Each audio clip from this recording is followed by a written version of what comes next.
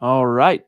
We are live, peoples, but we're going to let it breathe. You know how it is, just for a few brief moments while we bring on Facebook and Instagram. You guys will have to tell us in the chat before I do the intro. You tell us in the chat. Would you rather us keep our intro like this, or would you like it to be like all the other podcasts out there that have like a video intro? And now, your host, and then here we are. Would you rather something like that or the more casual intro?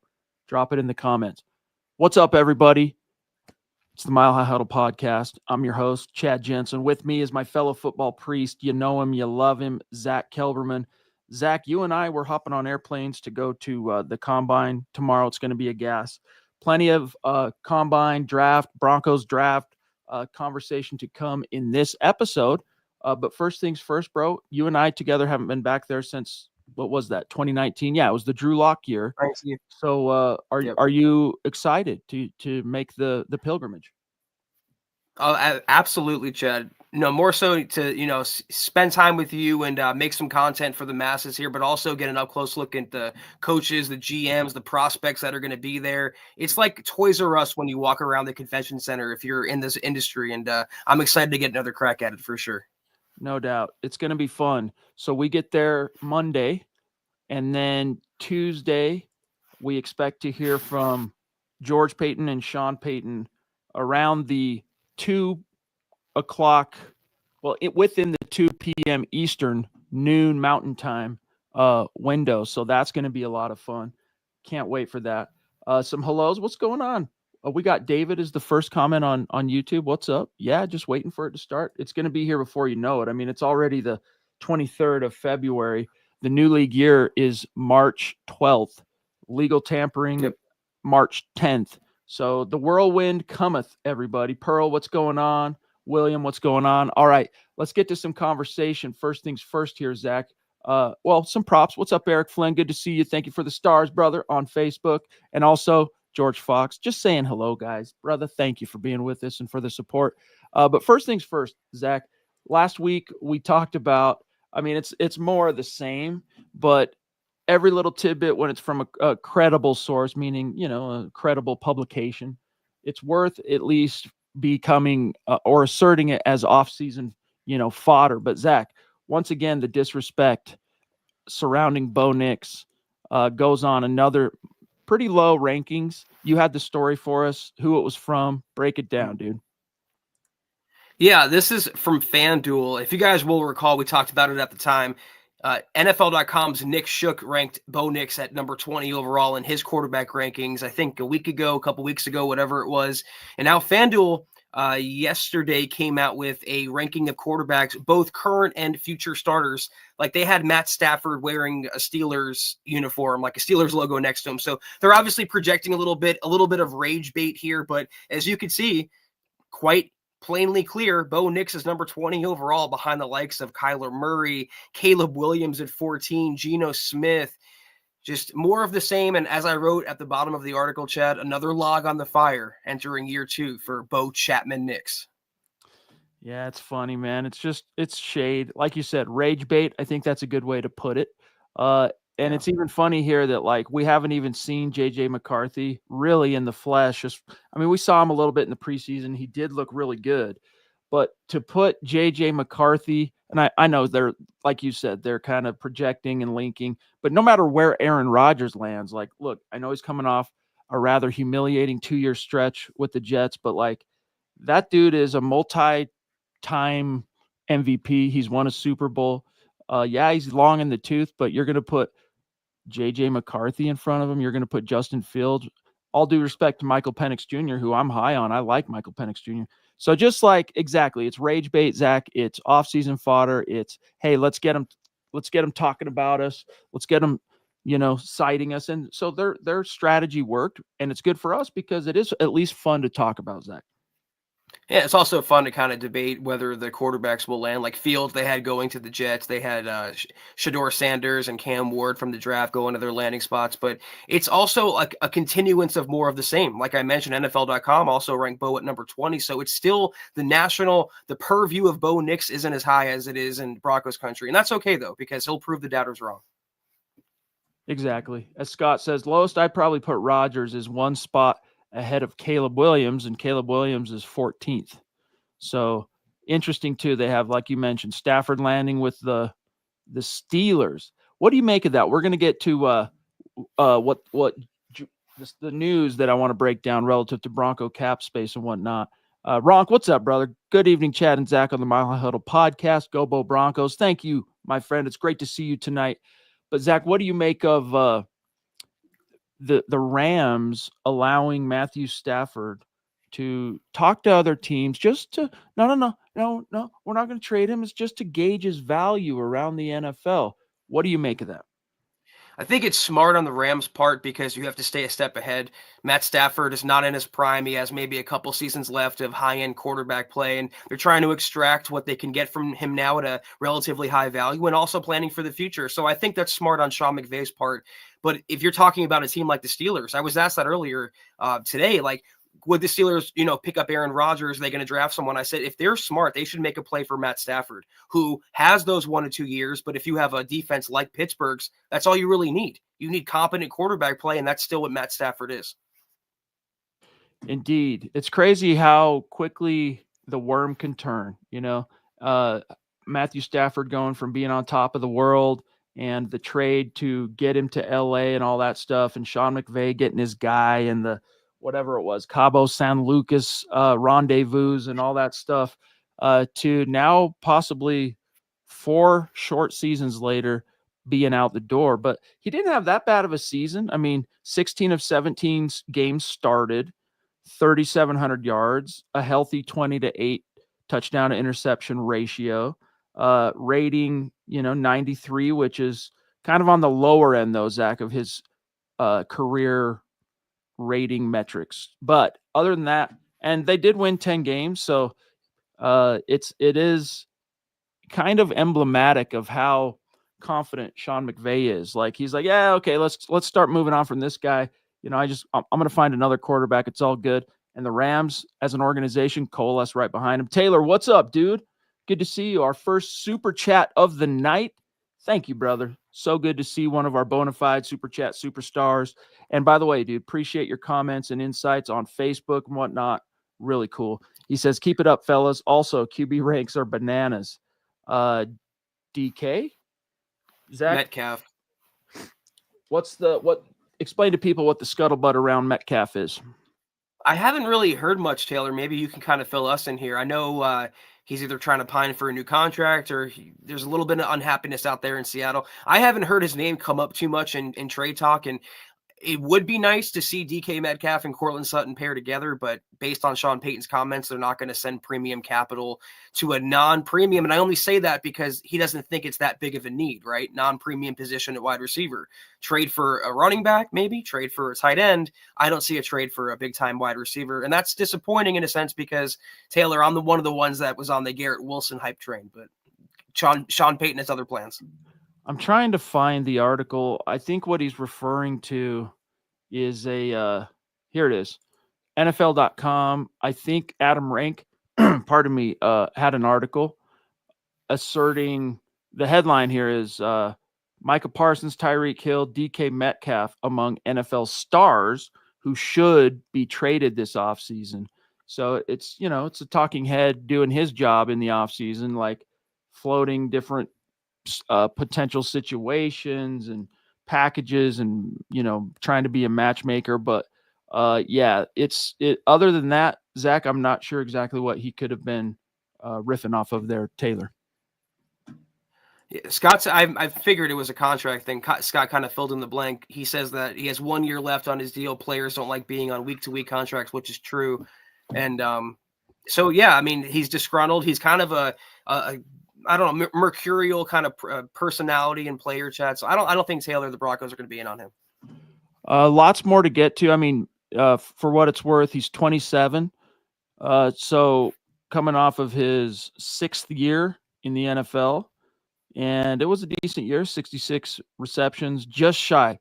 1 first down, Zach, away from 1,000-yard season, 992 yards, but he did miss some starts. So 12 starts, and he gave you 1,000 yards, basically, 5 touchdowns. So, yeah, Metcalf, we'll see. Lots more to get to, guys. But first, hey, the football season, it is officially now a couple weeks in the books. So our focus, if you're like us and you're sports nuts, turns to basketball. And when your favorite star scores that bucket, we're going to give you an alley-oop opportunity to win money from watching with Underdog. Underdog is one of the leading sports apps you can play now in your state. What if we asked you this? Answer this question. Do you want to win 1,000 times, up to anyway, 1,000 times your money? Well, you can with Underdog.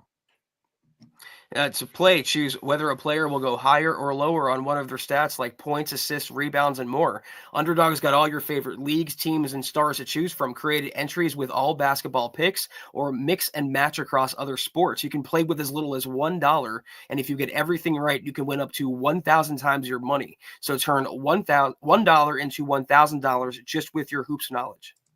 Love Underdog. It's so much fun, and even just getting a chance to win that money.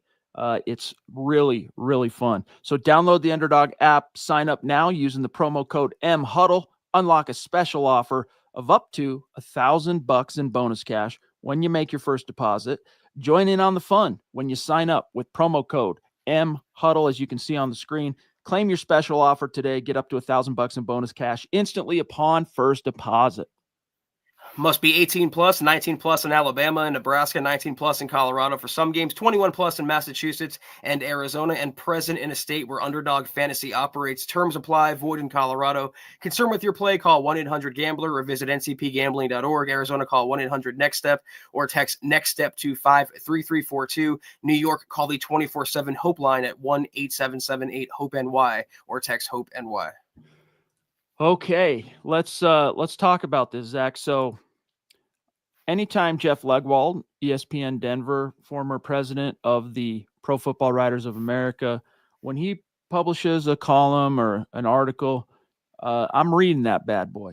And over the weekend, he had some interesting things to report. And it's on the subject of course, first of all, the NFL raising the salary cap, which it does each and every year. The ceiling goes up. It's kind of hard to gauge exactly what it's going to be, but the cap sites like Over the Cap and Spot Rack, they're operating on a $279.5 million salary cap ceiling in 2025, which roughly puts the Broncos just shy of about $42 million, according to Over the Cap, in cap space. But Jeff Legwold, Zach, wrote this, showcasing, hinting that the Broncos, guess what? There's some maneuverings, some moves to be made to actually even create more cap space. And I want to theorize and talk about tonight with input from the chat, from our great community, what that might be. But here's what Legwold wrote, quote, Denver should have at least 38 to 40 million worth of cap space prior to any roster maneuvers or potential restructurings before the league year opens March 12th. Payton said in January, that's George Payton, that he expected the Broncos to have about 52 million in salary cap space by the time the new league year begins, close quote.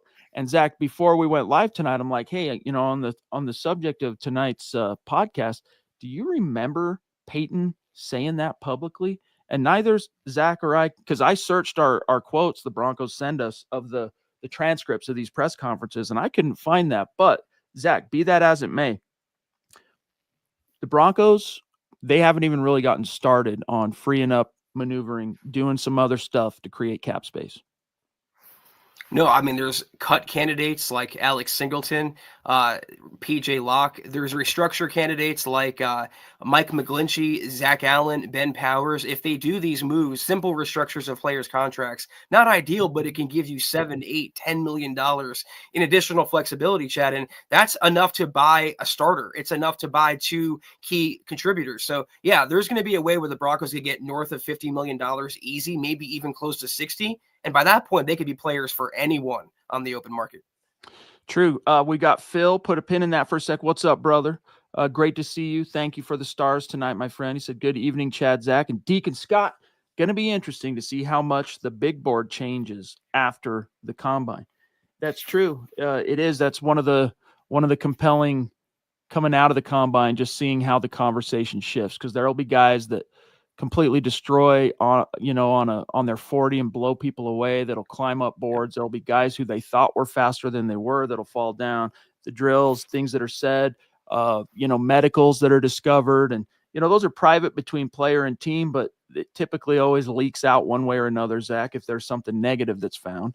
So yeah, it's going to be interesting, Phil. We've got George in the house, one of our foundational super chat superstars that helped us get this bad boy rolling back in the day. George, it's so good to see you. The Geo Reich, as his handle used to be on YouTube. Give a shout out to your daughter, Jazzy. Hope she's doing awesome. George says, with much better cap space, I feel we will make at least one big name signing. Who do you guys think it will be? Will we go offense or defense?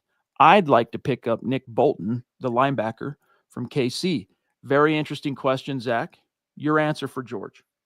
Nick Bolton would be nice, George. And I want to echo what Chad said. Thank you so much for your contribution as always. You really are legendary around here.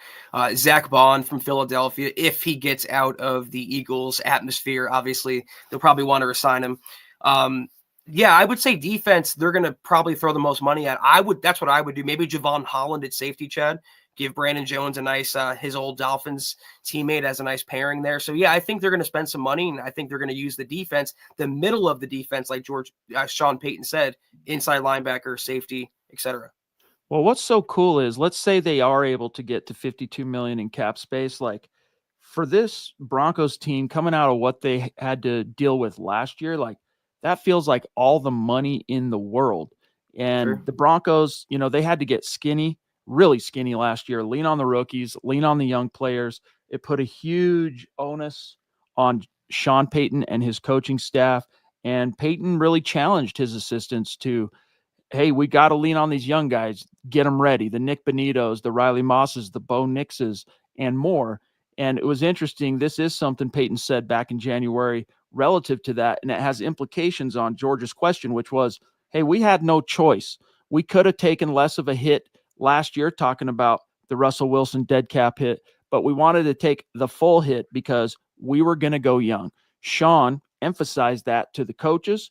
We're playing our young players, close quote. And it paid dividends for the Broncos. It could have blown up in their faces. Like, if it was a lesser coaching staff, if it was even one or two of those young players that did turn a corner, if they were lesser players, it could have really blown up in their face. Bo Nix could have struggled even that what we saw that first couple, 2 weeks, 3 weeks, 4 weeks of the season could have been kind of the case in point of his rookie year. And it wouldn't have been cause for alarm per se, because that's often look at Caleb Williams and so many of the other rookie quarterbacks. That's kind of the due paying process of finding your way. But hey, those guys obliterated. They did a great job. It's the biggest reason, Zach, why the Broncos defied those 5.5 win expectations that the odds makers set. And so this is a long-winded way, before I get David here, of saying, if they could make that kind of hay last year, strategic signings, Brandon Jones, strategic trades, bringing in John Franklin Myers, other guys that would go on to really outkick their coverage. Imagine what this tandem, of George Payton, Sean Payton, Zach, can do with $52 million. I like my dream splash, and then I'll serve it back to you and we'll grab David. My dream for George here, splash player, is on the defensive side, and it's Zach Bond, Philadelphia. Yeah, there you go. And you're right, Chad. I mean, it's really exciting to think when they put a supporting cast around Bo Nix, by using some of that money, by using some resources, what they could look like. And David McElrath, the Papa Bear. Thank you so much, David, as always, for blessing us with your presence. Good evening, Broncos country. Hashtag God bless the USA. Let's go, Bo. MHH for life. Denver Broncos for life. Buckham ×3. Looking forward to free agency for linebackers and safety, but draft 2 running backs and 2 tight ends and developmental players. That last line there, David, that's what I'm excited about. To piggyback off what Chad said, they have the resources. They have a full complement of draft picks. They're out of cap hell due to Russell Wilson. They have more cap space to spend. They're going to get more when the cap rolls over. It's really exciting to see how they're going to build now that they have the foundation in place with the quarterback, Chad. Oh, no doubt about it. Much love and respect, Papa Bear. Great to see you tonight, brother. Thank you. We're looking forward to having you on the show in March. It's going to be, well, in April, that is. Sorry. It's going to be a gas. But Zach, on that subject of get 2 running backs, 2 tight ends in the draft, well, hey, it just happens to be a great off season to be in the running back or tight end market relative to the draft. And it was interesting. NFL Network's main draft guru, Daniel Jeremiah, he just had his, annual pre-draft, pre-combine press conference, answered questions. And on the subject of the Broncos, Zach, he really illustrated exactly why tight end is so forward on the brain. Not just Broncos fans, but anybody paying attention. He said, quote, "I like the idea of having a young quarterback in Bo Nix having a chance to grow and play with the same tight end for a long period of time.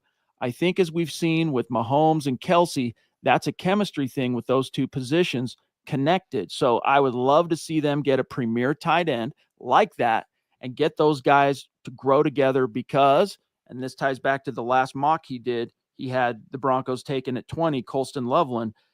He says, because Loveland is excellent. Again, he's one of the top 10 players in the draft for me, close quote. So for what it's worth, Zach, we're seeing Tyler Warren go off the board, Ashton Genty go off the board in most mocks long before the Broncos go on the clock at 20. And so I would say the most common pick for the Broncos on the mocks has been Colston Loveland. But Jeremiah, this is a little bit alarming. He has Colston ranked as his number 7, Colston Loveland as his number 7 overall prospect, with Ashton Genty, I believe, if I recall here, also, Zach, being in the top 5. So Warren also up there. None of the trio might be there by the time you get to 20, Zach. Yeah, that's the doomsday scenario, but not so much when it's such a deep tight end class and a running back class for that matter. So if you miss out on the first round, Chad, on the top 3 or whatever, it's all good. You can still fill in different area of need, defensive line, safety, what have you. But Loveland is the popular. Every mock I've seen lately, 5 or 6 or so, has Loveland at 20 to the Broncos. I did see one where Denver moved up to 13 or 14 for him. Can't say I approve of that. I kind of disavow that. But yeah, Loveland is the guy right now in the blogosphere. Yeah, it was what was it? I'll have to find it here. When ESPN bold prediction, I think. Let me find this. It's worth ESPN projects Broncos to make a bold trade up to draft Ashton Genty. And this was an article that I wrote a couple days ago, and this is from Aaron Schatz, who is the brainchild behind DVOA, formerly of Football Outsiders, now at ESPN. And here's what he has. Let me find it. Well, that's right. I didn't direct quote it because it's ESPN Plus, but basically he had the Broncos trading up to I'm trying to see. I don't recall exactly where he had him trading up, but long story short, he had him trading up, giving up some capital, Zach, to get Ashton Genty. And look, it would be awesome to find a way to get him, but if you're, unless it's like more than 2 or 3 spots, that's going to be real pricey. And I don't know if a running back, I just start getting nervous. Max Rio up in Canada. What's up, brother? North of the 49th parallel. You prove every single night. Broncos country, not a geographic location. It's a state of being, baby. Says, evening, gents, in Broncos country. How much would Dre Greenlaw and Javon Holland be worth in free agency? Keep up the good work. MHH for life. Go Broncos. Zach, I'll pull up some info on that if you want to get started talking about those guys. Yeah, I think Dre Greenlaw is going to get like a 1-year flyer, prove it deal. I'm not sure, maybe a little guaranteed money. I can't see him breaking the bank or getting a market resetting or market commensurate contract for that matter. Javon Holland, though, is going to get something close to market level. I don't know what that number is exactly, but he's going to approach that. The best safety on the open market. He's a really good 2-way player in terms of coverage and run stopping ability. Player that I want the Broncos to go after, but a player that I also don't want the Broncos to overspend on or overpay for the sake of paying. I'm looking here. I have it pulled. Oh, Scott's got it figured out for us. Real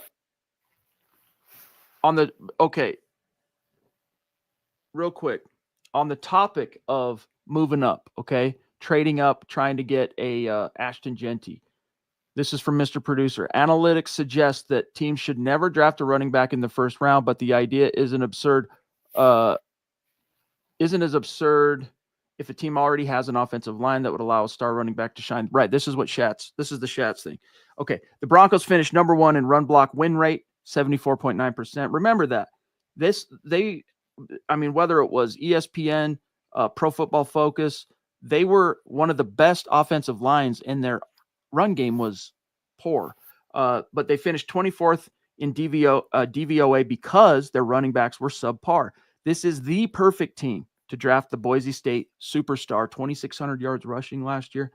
Still managed to come up short in the Heisman. Broncos may have to trade up from the number 20 position to get Genty, perhaps needing to jump. So, yeah, that's right. He didn't exactly throw a number where they're getting, but that he predicts a bold trade up. So, I don't know, man. Based on the most recent mocks, we've got a publisher mock coming out on SI here of all the publishers on the On SI network.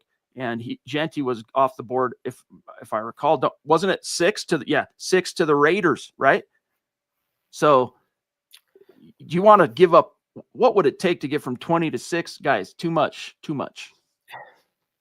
Yeah, I'm with you. I don't have a problem moving up 3, 4, 5 spots for Genty. There's a difference between trading up for the best running back and the second best tight end in Loveland's case, but I'm not breaking the bank. I'm not surrendering future first-round picks for a running back. There's plenty of others they can get. I'll stay at 20 and take Henderson, and I'll be just as happy, Chad, and I'll save my future picks and my current picks and still fill a massive area of need. This is not the year to trade up for a running back.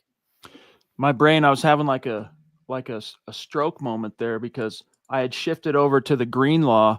I was trying to find Greenlaw's market value on Spot Rack.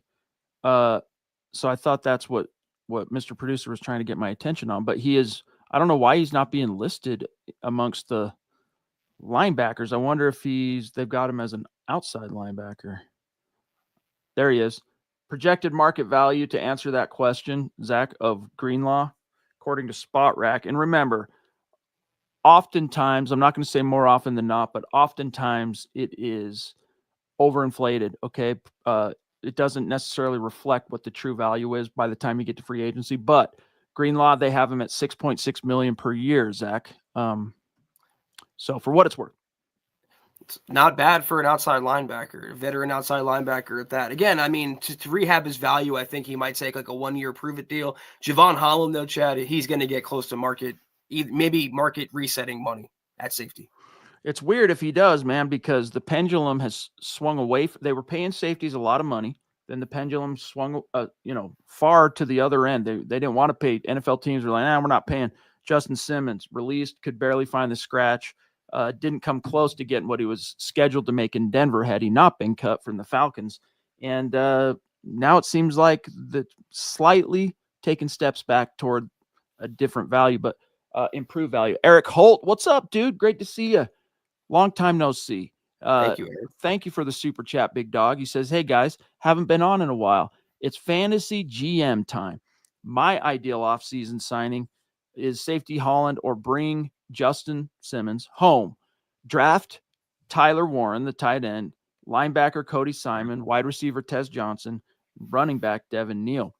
Yeah, dude, it would be a dream to get Tyler Warren in the first round. It's just going to be real hard to do. I'm not as familiar with Simon, but Tez Johnson, as you guys know, really impressed me at the Senior Bowl. And Devin Neal as well. He's a sleeper, but he's more of a mid-round guy. Really interesting. I'd say, yeah, that's A+ for sure. Definitely a fantasy moment there. You're filling every major need the Broncos have, and you're doing it with studs. I would add maybe just throw in a defensive lineman, either re-sign DJ Jones or draft one. But other than that, you're right on the money.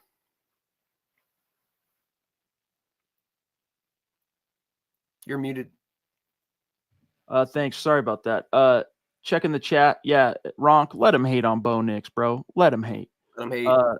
This was a fun little conversation starter that Zach found that we posted. He posted it on his X. We posted it on the main Facebook page and created a nice little conversation. But for those listening on demand, it's a infographic meme that says Bo Nix had more passing touchdowns than, and it lists the quarterbacks: Jalen Hurts, Josh Allen, Patrick Mahomes, Jaden Daniels. So kind of fun. But it's funny if you read the comments, I'd say half of them are fans just going, yeah, it's Bo Nix appreciation kind of post type thing. And then others are like, yeah, but he had less wins than all those guys, or he had, more interceptions or whatever. But you're missing the forest for the trees. It's that, hey, man, if he was able to accomplish that, even if he's not a rookie, he should be getting more props. But the fact that he was able to do it as a rookie, just give him his props, for crying out loud. People didn't even think he could start year one, his biggest detractors. And the fact that he's even in that air, that rarefied air, hanging in that contention and that tier, Chad, that says a lot about him. So, yeah, you're right, Rock. Let him hate. Eric jumping in again. Thank you, bro. He says, if you guys could trade for one current player, not considering cost, and everyone's available, who do you think would be the biggest addition to this team, Zach? Man. That's a tough one. There's so many choices that immediately come to mind. I'm going to just go offense for the sake of just really wanting an elite supporting cast. I love me some Jahmyr Gibbs at running back. I really would want that elite guy, maybe like a Bijan Robinson.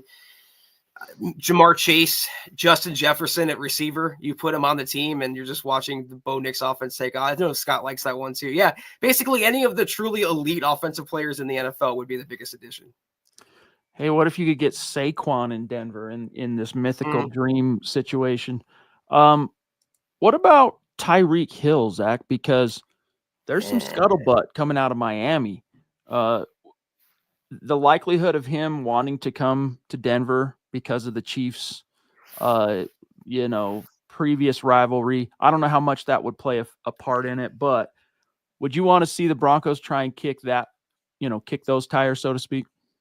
If I could trade for anyone, I'm not trading for Tyreek Hill over JJ and Jamar Chase and CeeDee Lamb and the rest. There's just too much baggage, Chad. There's too much off-field concerns, getting arrested, and baby mama drama. And there's also some injury concerns with Tyreek as well. Great player when he's on the field, but I don't think at this stage of his career he's really worth that squeeze. Juice is not worth that squeeze. Yeah, exactly. All right. Zach, back to conversation here. So where to go? Here we go. I want to bring this up again. You're the first person at MHH. I mean, obviously it's common knowledge that Rico Dowdle's a free agent, right? He's going to be a free agent, but you were the first person to write up Dowdle as a potential option for the Broncos in free agency. And as time marches on, more and more of the national media are kind of linking him to the Broncos' gaping holes at running back. And the latest came from CBS Sports, who thought he'd be basically a great fit. Said, this is, what's the dude's name? Garrett Podell at CBS Sports saying, quote, Dowdle's 2024 season showed he can be a team's dependable every down back. He became the first running back in Cowboys history.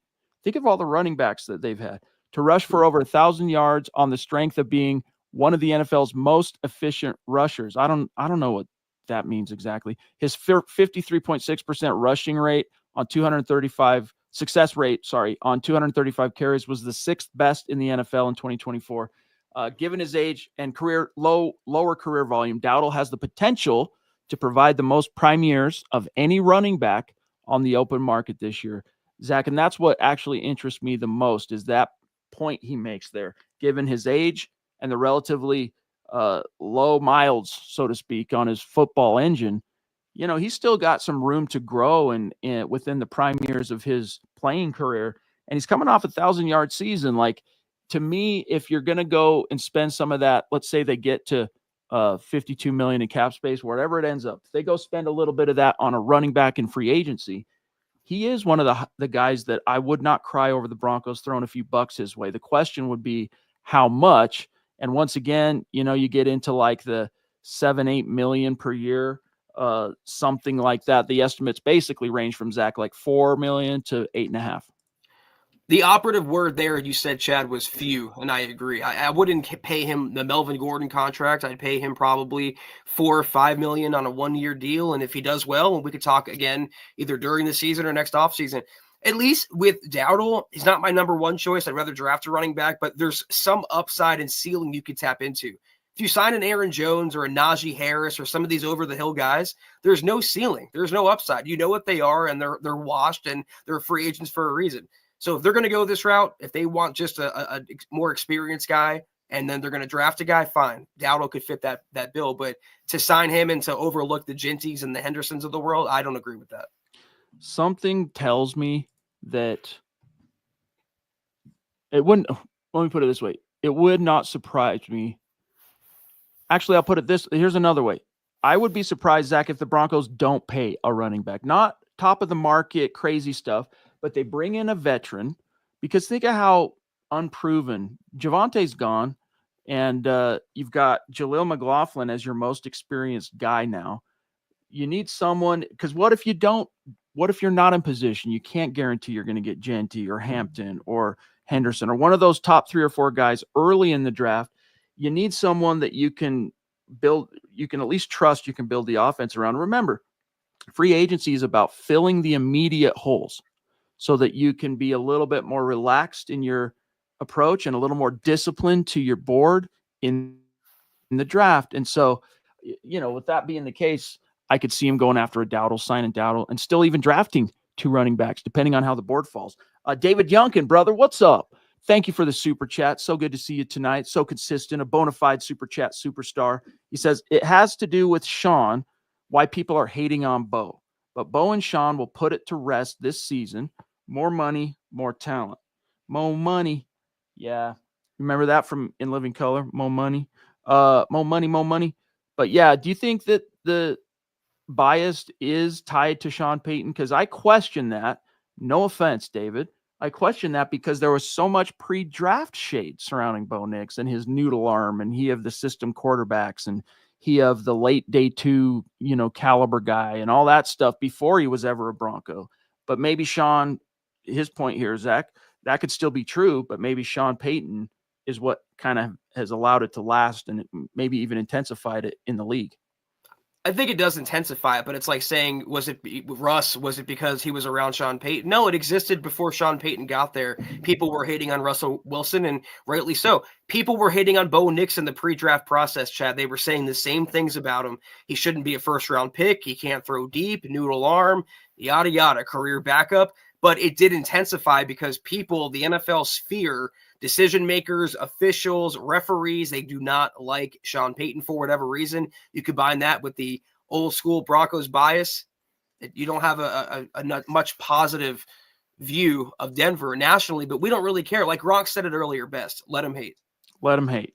It's just unfortunate we can't still use our original logos with the 3 in place of the E's, but it's still as applicable, if not more, in today's Bronco landscape as it ever was when Zach first coined it during the Drew Lock era. And we were able to continue appropriating the 3 for E's with Russ.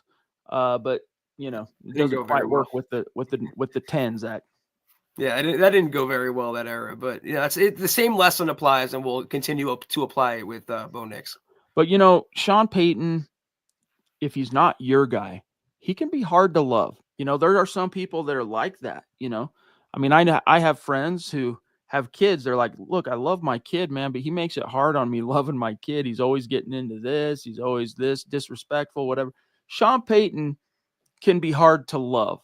And we could get into the reasons for why that is, the way he comports himself at the podium, some of the things he says, the way he treats press. I think there's a lot to it, all of the old Bounty Gate stuff and all that. But some of that shade, I think, is a little overblown.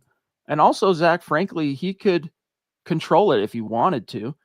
I think he likes it that way. I think he likes to kind of be that curmudgeon, maybe not on like a Bill Belichick level where everybody hates him, but just like it's fine with him. It's in some like Bill Parcellian way. It's like reverse psychology where he thinks he's winning, and maybe he is.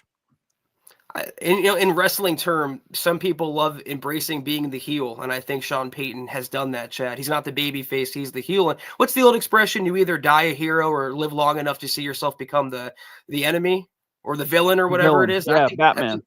I think that's where Sean Payton is. He's been coaching long enough now where he's reached the mountaintop and he's come back down. Now he's trying to go back up, and people along the way have formed reasons for hating him.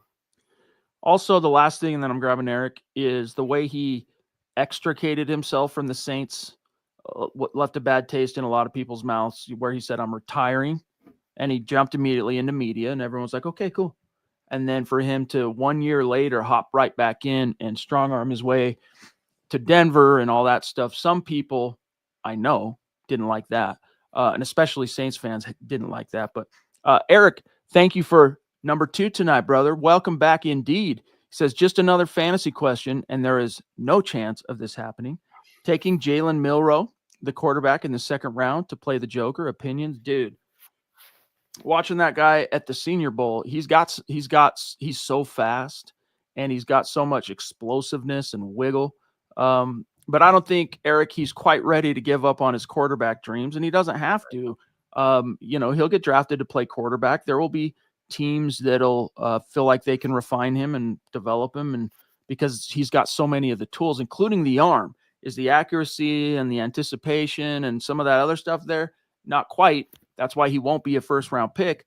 But he's got a ridiculous skill set. I saw it with my own eyes in person.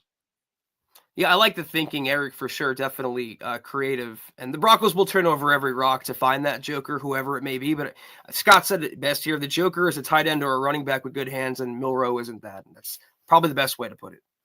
And by the way, according to the consensus big board, Jalen Milroe is the 4th-ranked quarterback in this class, currently slated, projected as like 46, so like middle of the second round. But he has been mocked as high as number 10. So it goes Cam Ward, Shedeur Sanders, Jackson Dart, which I don't know about that, and then Jalen Milroe, according to the consensus big board. Max again jumping in, number 2 as well. Thank you, brother. He says, with the cap going up, do you guys think that we can offer more to Jamar Chase to get him to Denver? It seems like Cincy doesn't want to pay him big money. I've heard conflicting things on what's going to happen with Chase. I think at the end of the day that he's going to get what he wants.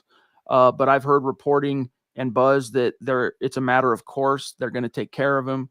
But the longer it lingers, Zach, the more it remains an open question. And it's just one of those things where till it's done, it ain't done. Right. Yeah, there's always going to be the speculation until he puts pen to paper. Max, I'd been saying this. If there's one Bengals receiver I want in Denver, it's not T. Higgins, it's Jamar Chase. I'd love to have him, but he's one of those double whammies too, where if you trade for him, you're surrendering just ridiculous capital, multiple first-round picks, and then you got to turn around and give him a market-resetting contract, maybe $40 million a year for a wide receiver, quarterback money, in other words. And I know they're on a rookie, Bo Nix's rookie contract. They have more money, but based on Sean Payton's comments and the way they're going to prioritize their needs, running back, tight end, etc., it's a nice fantasy to have. I don't see it happening in reality, unfortunately. Yeah, and plus Scott reminds us, the Bengals have all the cards. I mean, they can franchise tag him till the cows come home, over and over. So at least, the next 2 years, I expect him still to be next 3 years, expect him to still be a Bengal. Gary Palmer, brother, the GLP in the house, another legendary Super Chat superstar from the MHH Mount Rushmore. It's great to see you tonight, big dog. Hope you're doing well, Gary. Says, got on late. I'll catch up later. Hi, Chad and Zach, Broncos country. If Sean Payton wants Tyler Warren, I assume, he will do whatever it takes. And I like that. Go Broncos. Yeah, we'll see. We'll see, man. Tyler Warren, there's a lot to like. As I mentioned earlier, Daniel Jeremiah, though, has Colston Loveland as his 7th-ranked overall prospect in the entire draft. So this is one of those situations where it wouldn't surprise me. It wouldn't even completely shock me if those two kind of switch spots between now and through the draft, just because all it takes is one team, that kind of shares a brain, kind of shares that philosophy, or they do something at the combine or whatever. But either one of those guys, Zach, Warren or Loveland, could make a lot of hay in a Sean Payton offense and grow with Bo Nix. Yeah, thank you so much, Gary. It's always good to see you. If this was a weaker tight end class, if it was Tyler Warren and a bunch of scrubs, I'd say go for it, surrender the capital, make your move. But you could still get the consolation prize of Colston Loveland or Arroyo at plan C, maybe a little later in the draft. You don't have to go all in for Tyler Warren. And we don't even know if that's where Sean Payton wants to go, Chad. Maybe he was laying a smokescreen with the wide receiver comment. Maybe he is going to prioritize a running back in the draft, but would be a great player. I'm not going to put all my eggs in that basket when it's such a deep class at the position. Definitely. Gary, so great to see you tonight, brother. I got to grab this from Spider-Man himself. With great power comes great responsibility. Peter Parker. Back to the topic of the show. I saw on 104.3 The Fan that there was a proposal to cut John Franklin Myers due to his cap hit. Whoever posed that option should have their credentials pulled. Dude's imperative. Yeah, and this caught my eye in the chat. Thank you, Peter, for being with us tonight, my friend, because it is frankly ridiculous. And there's been so much news aggregation the last post Super Bowl that I'm starting to lose track of who said what. CBS Sports, NFL.com, ESPN, PFF. I'm losing track, but they named the three Broncos cap casualty candidates. And from a rational perspective, if you look at their cap, if they were really desperate to cut, he would be one of the three top candidates relative to his structure, contract year, all that stuff. But when you actually zero in on the reality of the situation, PJ Locke, Alex Singleton, those guys aren't sleeping too well right now. Till they get through the new league year, they're not sleeping too well. You know who is? JFM, because he came in on a draft day trade, delivered basically 7 sacks, outkicked his coverage on something like a $6 or $7 million cost. The Broncos will pay that all day long again in 2025, Zach, for the expectation of similar production. I'm glad we brought this up, Peter, and I kind of want to just clarify. I think the same one we're talking about, Chad, is NFL media. The story that I wrote was they named JFM the first candidate for release, potentially, if they had to pick one. They settled on JFM. And why I want to clarify, Peter, it's not anyone from the Fan that reported that. They're passing on, it's like the telephone game. They're passing on other sourced information or reported information, aggregated information. I think it was NFL media, but it's still a ridiculous notion and one that I got hammered for. You guys should have seen the comments on X because they thought I was the one proposing it. No, it's still a bad idea. Whoever is making it up from NFL media, the Broncos should not do it. They should be adding to that defensive line, not taking away from it. It's very similar situation to Cortland Sutton. Contract year, good players on flexible contracts, they get extensions. They don't get shown the door, and there's always that rare exception, but it proves the rule. Justin Simmons, his contract was a little bit overvalued in terms of how the market had settled by the time he got to the 2024 offseason, Zach. And it wasn't, you could argue whether it was commensurate with his play. I think it was, but that's not why he got cut. He got cut because the Broncos were desperate to create cap space. And they're not this year. They're not desperate. So the good players, as Mr. Producer's telling us here in our private chat, good player with a flexible contract gets an extension, not cut. JFM is one of those guys, even though I doubt he gets an extension right now. They'll see if he can do it again and maybe throw him a deal mid-season type thing. And if you listen to the way that Sean Payton and George Payton have talked about the defensive line, they've been over the moon with how the new additions have performed. Malcolm Roach, JFM, now Zach Allen breaking out this season after signing a massive contract a couple of years ago.